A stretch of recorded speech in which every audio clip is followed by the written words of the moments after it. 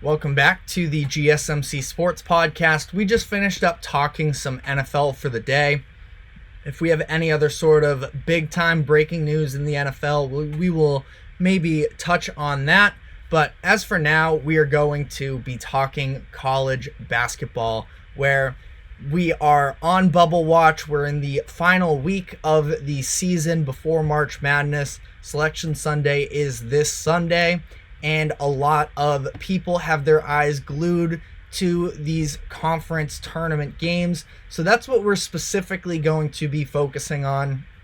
I know that maybe a nationwide favorite is the likes of an Indiana State, but they are already out of their tournament. They're sitting back waiting to see what these other teams do. So I want to specifically focus on the teams that are playing, have a chance to put themselves in the dance. So on that note, we are going to start in the ACC with Wake Forest. This is a team, of course, made national headlines, maybe not for their basketball play themselves, but because of the court storming incident when they beat Duke, which takes me into the idea that they have had some quality wins this year that put themselves in position to potentially make the tournament this year. Now, the issue is after that big time incident, they really fell off down the stretch of the season.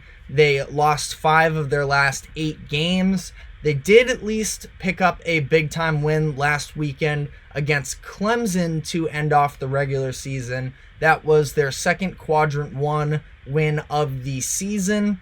They were just 2-5 in Quad 1 this season, though, and they had just 2 wins in the top 2 quadrants on the road. Road wins can be a big factor in terms of figuring out what teams should be making the tournament. Wins away from home specifically is sort of the ideology behind that, and Wake Forest was not really able to do so this season. You can point to a couple of the big wins, such as the Duke win, as to why they could be dangerous and could make the tournament, but I do think they're going to have to still establish themselves more in this ACC tournament. They are facing off against Notre Dame today. That won't really be necessarily the deciding factor for them, which means it's those next 2 games, if they even make it 2 games past, that would be the big-time decision makers for them. If they beat Notre Dame today, they advance to play Pitt, another team that is on the bubble. We'll get to them in a moment. And then they could really lock themselves in by potentially knocking off North Carolina. I know that is still a ways away here. They still have to establish themselves, but that's really the path that Wake Forest is looking at to fully establish themselves as a tournament team. I would say they would have to knock off Pittsburgh, but we will also see the way that everything else plays out here. So on the note of Pitt, they have a chance, of course, to prevent Wake Forest from making the tournament. I think it would be very hard for the Demon Deacons to make their way into the tournament with a loss to Pittsburgh. Pitt is currently 44th in the net ranking, hovering around the bubble. They have a few really solid wins as a part of a 20-plus win season that they've currently put together, 21 wins as a whole. Now, they, unlike Wake Forest, have 5 wins on the road within quads 1 and 2, which includes big-time wins against Duke and Virginia. So a couple conference wins there on the road should help them as well. I personally would be interested in seeing Pitt in the dance. There is a freshman guard that they have, Carlton Carrington, that a lot of NBA scouts are interested in for this year's draft. I feel like, just as me personally, I'm a big-time NBA guy, so I like to see as many prospects as possible in these big electric moments Carrington seems like he has the ceiling of somebody who, despite dealing with some inefficiency this year, could pop off for some big moments. So, like I sort of outlined, they have a similar path here with Wake Forest. They can probably gatekeep Wake Forest from making the tournament, better solidify themselves with a win. Again, this is also assuming that Wake Forest is able to take down Notre Dame. Should happen. Notre Dame has not been a good team this year, but Pittsburgh would secure their spot if they were able to advance and knock off North Carolina.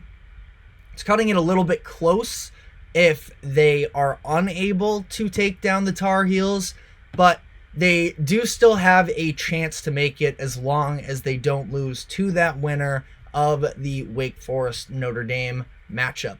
Finishing up some thoughts here on the ACC, we also have Virginia, who is right around the bubble. They are currently projected to be in the tournament, and I know that they are not necessarily a favorite team of the nation, in large part due to the fact that their offense is pretty lackluster. They play smothering defense. That's been the real, defining identity of Virginia basketball for years. Interestingly enough, we just talked about Carrington for Pitt. They have Ryan Dunn. He's a guard, sort of. He's a forward, sort of. I'm curious what he would officially be listed at when he comes into the NBA. But someone with an incredible ceiling, in my opinion, specifically on the defensive end. If he's able to refine himself some on offense, I think he could be a little bit similar to maybe an Isaac Okoro of the Cleveland Cavaliers. Again, I don't think he's going to go anywhere near as high as Okoro did, and Okoro was, despite having a very nice season, a little bit overdrafted in his respects. I believe he went 4th overall. So for Virginia, could be an interesting team, interesting in a little bit of a weird way. They were a high seed and were upset by Furman last year, so I think that also sours some people in terms of their views of Virginia. But in all reality, they probably just have to avoid being upset in their first ACC tournament game to make the dance this year. I will say their resume isn't incredibly impressive. They're 2-6 in quad 1, 6-3 in quad 2, so 8-9 total. They have a losing record. They haven't had a super difficult strength of schedule. All things considered, just having 17 games in the top 2 quadrants, we have a lot more teams that were more so battle-tested than that. They also were blown out a couple times in this past month. They had a 34-point loss to Virginia Tech and a 25-point loss to Duke. They're 3-4 in their last 7 games.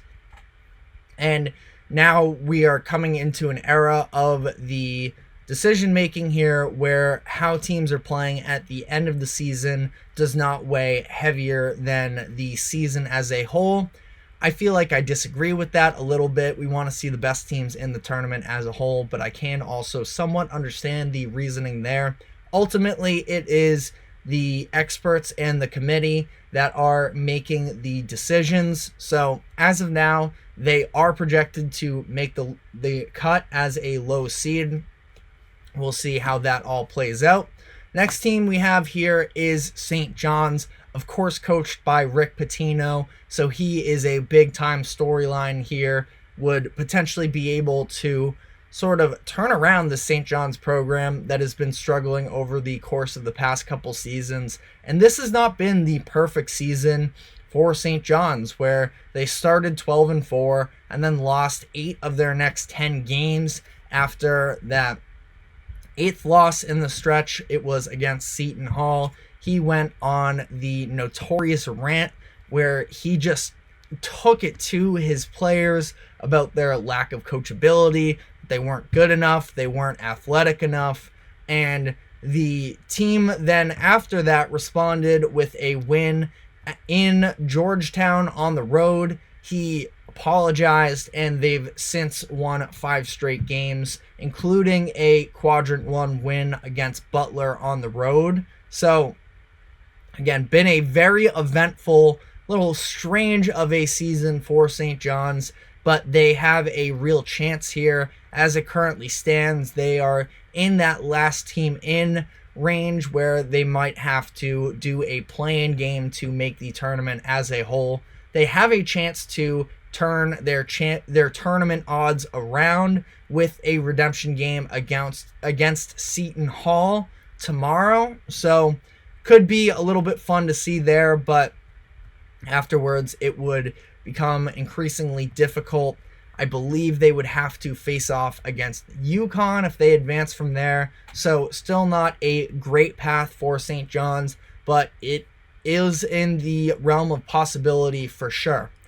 Also in the Big East, we have Villanova, currently 17-14, and interesting to note, the record for the most losses by any program to make the NCAA tournament with an at-large bid is 15. So Villanova would have to go all the way in the Big East tournament in order to avoid reaching that number 15 themselves. Now, does this mean that they have to? No, not necessarily.